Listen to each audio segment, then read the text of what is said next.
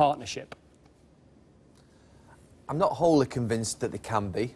I think that they did very well at Villa Park. I think that there'll be tougher tests to come. I think when you start playing Champions League games, Wednesday, Saturday, I think that it will be a real test of them whether they can withstand it. I think that everybody thought they were going to sign a Ramos, Otamendi, those type of players, and that a big player will be signed in the centre-back position. And that I don't think anybody even considered that Daley Blind would be a centre-back at the start of the season, but he has been now throughout the season. And one thing, Daley Blind, I give him man of the match on Friday night, and I don't think he's ever been in my mind as a centre-back for Manchester United. I think more it's more of a stopgap, really, than a long-term type thing. But he knows the position really well. He knows what Louis van Gaal wants.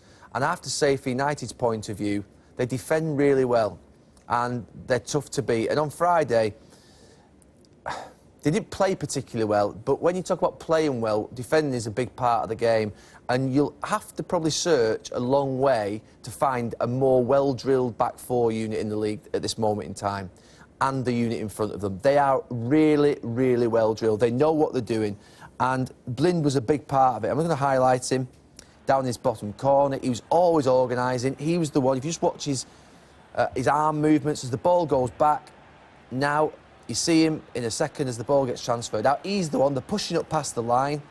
The line is really good.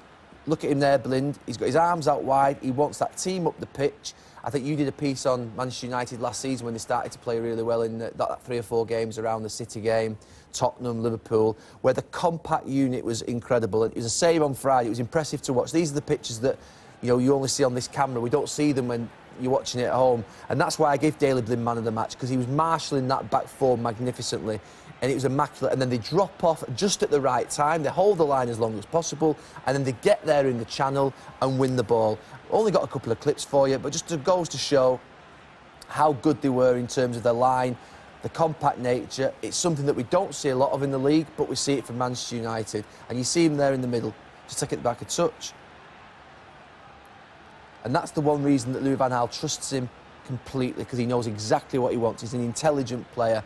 And you see him there now, always pulling people around in terms of positions, getting them where he wants them, shifting his back four up, never being lazy as a defender, willing to go in and tackle and be brave, squeeze the space. They never drop off too quickly, Manchester United. And I have to say that over the last probably 10 months now, over a long sustained period, since Michael Carrick came back into the team last November, they've been the best defensive team in the league. And people are asking the question about whether Manchester United can win the league. And I do believe at this moment in time they're short.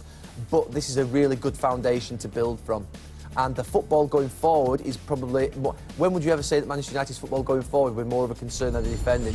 But at this moment in time, they've got the foundations right. They just need to get the front bit right, where it's not as exciting and they're not creating as many chances as they should.